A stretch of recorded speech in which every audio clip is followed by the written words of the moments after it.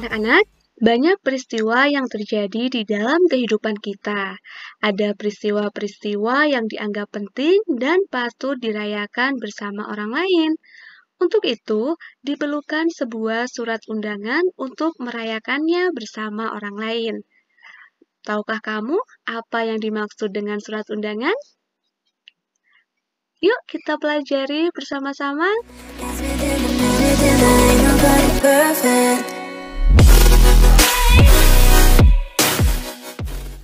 Halo anak-anak, Assalamualaikum warahmatullahi wabarakatuh. Selamat pagi dan salam sejahtera untuk kita semua. Bertemu lagi belajar bersama Bu Eka. Di video kali ini kita akan belajar tema 7, subtema 3, pembelajaran 1. Sebelumnya jangan lupa untuk berdoa terlebih dahulu ya anak-anak. Berdoa dimulai. Berdoa selesai. Anak-anak, jangan lupa sebelumnya untuk tekan tombol like dan juga subscribe channel pembelajaran ini agar kamu tidak ketinggalan oleh video-video pembelajaran berikutnya. Anak-anak, untuk memahami apa itu surat undangan, coba sekarang anak-anak perhatikan contoh surat undangan berikut ini. Nah, ini adalah contoh surat undangan yang dikeluarkan dari sekolah untuk Bapak Ibu orang tua siswa kelas 6 dari SD Negeri 1 Mekar Mukti. Nah, anak-anak, sebenarnya apa sih surat undangan itu? Surat undangan adalah surat yang berisi pemberitahuan dan permintaan kesediaan seseorang untuk menghadiri suatu acara atau kegiatan. Kalimat yang digunakan dalam surat undangan haruslah efektif, yaitu menggunakan bahasa yang singkat, padat, dan jelas. Anak-anak, apakah surat undangan itu hanya seperti contoh yang di depan tadi? Tidak, surat undangan itu dibedakan atas 3 jenis. Yang pertama yaitu surat undangan resmi. Nah, surat undangan resmi ini merupakan surat undangan yang mengatasnamakan sebuah instansi atau organisasi dan kedinasan. Nah, surat undangan resmi ini biasanya dipergunakan untuk kepentingan kedinasan seperti Kementerian Negara atau pemerintah daerah. Kemudian, jenis surat yang berikutnya adalah surat undangan setengah resmi. Nah, kalau undangan setengah resmi ini, undangannya mengatasnamakan perorangan, ditujukan ke perorangan maupun suatu instansi atau organisasi. Sedangkan yang ketiga yaitu surat undangan tidak resmi, yaitu surat undangan yang mengatasnamakan perorangan yang ditujukan kepada perorangan juga untuk kepentingan perorangan itu sendiri, seperti surat undangan ulang tahun, undangan perayaan kelahiran, dan lain-lain. Anak-anak, untuk contoh dari surat undangan resmi, undangan setengah resmi, dan undangan tidak resmi, inilah contohnya. Nah, ini adalah contoh undangan resmi. Biasanya yang mengeluarkan adalah suatu instansi pemerintahan. Nah, di sini misalnya adalah Dinas Pendidikan yang mengeluarkan.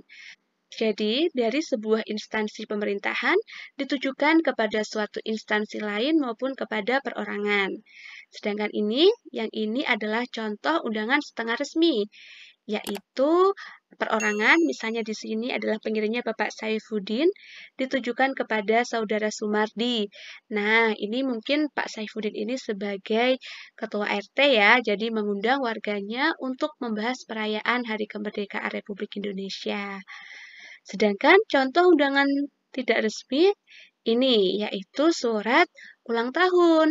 Jadi, ini ditujukan dari satu orang untuk perorangan lainnya. Nah, anak-anak, sekarang coba kita cermati bersama bagian-bagian pada surat resmi. Nah, ini contohnya adalah surat resmi, surat dinas dari SD Negeri Butuh 1. Kita amati bersama-sama struktur bagian-bagiannya. Nah, yang pertama, ini adalah yang paling atas sendiri ya anak-anak, ada logo, kemudian ada identitas lembaga, kemudian ada alamat lembaganya lengkap dengan nama jalan, dengan kode pos, kemudian dengan alamat email, itu dinamakan dengan kepala surat atau kop surat. Biasanya, kop surat ini menjadi identitas atau ciri dari surat resmi. Yang berikutnya adalah nomor, lampiran, dan perihal surat. Kemudian, yang berikutnya ada alamat atau tujuan surat. Nah, tujuan surat ini yaitu diberikan kepada Bapak, Ibu, orang tua, atau wali murid kelas 6 SD Negeri Butuh 1 tahun pelajaran 2020-2021. Kemudian setelah itu ada bagian pembuka surat. Nah, dengan hormat ini merupakan pembuka surat. Nah, yang berikutnya adalah isi surat. Nah, isi suratnya apa? Yaitu mengharapkan kehadiran dari Bapak, Ibu, orang tua, wali murid. Kemudian waktunya juga tertera, acaranya apa, dan juga tempatnya juga sudah tertulis di surat tersebut. Nah, yang berikutnya adalah penutup surat. Kemudian bagian yang berikutnya adalah tanggal pembuatan surat. Nah, anak-anak, untuk tanggal pembuatan surat ini bisa ditaruh di bawah, bisa juga ditaruh di atas. Nah, itu bersifat fleksibel, mau ditaruh di atas boleh, di bawah juga boleh. Yang paling bawah sendiri yaitu pembuat surat, identitas pembuat surat, dilengkapi dengan tanda tangan dan juga nama terang. Jika suatu instansi atau lembaga yang mengirimkan surat ini biasanya disertai dengan stempel juga.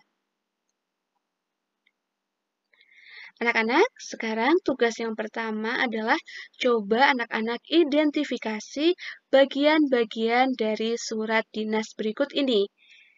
Nah, ini adalah contoh dari surat resmi. Coba anak-anak identifikasi, nomor 1 itu dinamakan bagian apa, nomor 2 bagian apa, 3, 4, 5, 6, 7, dan seterusnya sampai nomor 9. Dikerjakan di buku tulis ya. Kemudian tugas yang kedua adalah buatlah sebuah surat undangan tidak resmi.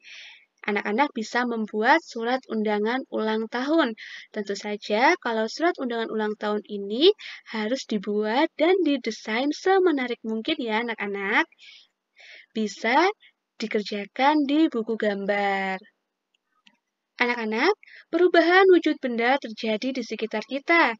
Salah satu perubahan wujud benda yang mungkin tidak kamu sadari adalah penyubliman. Pernahkah kamu mengamati kapur barus yang diletakkan ibu di dalam lemari untuk melindungi pakaian dari ngengat?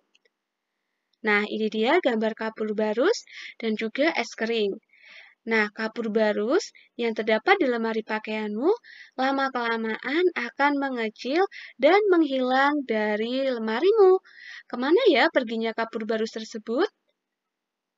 Anak-anak, ternyata kapur barus ini mengalami perubahan wujud benda yang dinamakan dengan penyubliman. Nah, selain kapur barus, benda apa lagi yang mengalami perubahan wujud penyubliman? Iya, yaitu bisa kamper dan juga es kering. Masih ingatkah kamu apa itu penyubliman? Ya, penyubliman adalah perubahan wujud benda dari padat menjadi gas. Anak-anak, perjuangan kita pada saat ini bukanlah melawan para penjajah dengan melalui perang, melainkan tugas kita dalam mengisi kemerdekaan ini harus kita isi dengan kegiatan-kegiatan positif. Bagaimana cara kita dalam mengisi kemerdekaan Indonesia? Yang pertama yaitu tentu saja karena kalian adalah seorang pelajar, maka kalian harus belajar dengan sungguh-sungguh. Yang berikutnya adalah mempelajari dan melestarikan kesenian daerah.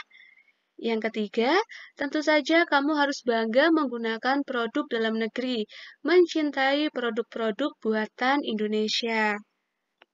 Yang keempat yaitu mengamalkan nilai-nilai Pancasila dalam kehidupan sehari-hari.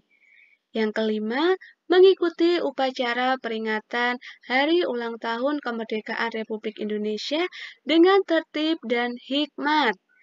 Yang keenam, ikut memeriahkan lomba-lomba kemerdekaan. Anak-anak, pembangunan sarana dan prasarana juga termasuk salah satu upaya dalam mengisi kemerdekaan Indonesia. Tujuan dari pembangunan sarana dan prasarana ini adalah untuk meningkatkan kesejahteraan rakyat Indonesia. Nah, pembangunan sarana dan prasarana itu contohnya seperti apa? Iya, yaitu yang pertama ada pembangunan jalan. Kemudian ada pembangunan jembatan, pembangunan pasar, pembangunan sekolah, dan juga pembangunan tempat ibadah. Pembangunan sarana dan prasarana di berbagai bidang tersebut dilakukan untuk menunjang kegiatan masyarakat dalam rangka meningkatkan kualitas hidup dan manusia guna untuk mencapai kesejahteraan. Anak-anak, demikianlah tadi pembelajaran kita pada hari ini. Ini adalah latihan soal untuk hari ini ya. Ada 10 soal yang harus anak-anak kerjakan. Jangan lupa soalnya ditulis, kemudian dijawab dan dikirimkan kepada guru kalian masing-masing. Kita bertemu lagi di video pembelajaran berikutnya ya. Jangan lupa untuk tekan tombol like dan juga subscribe channel pembelajaran ini agar kamu tidak ketinggalan oleh video-video pembelajaran berikutnya. Sampai jumpa!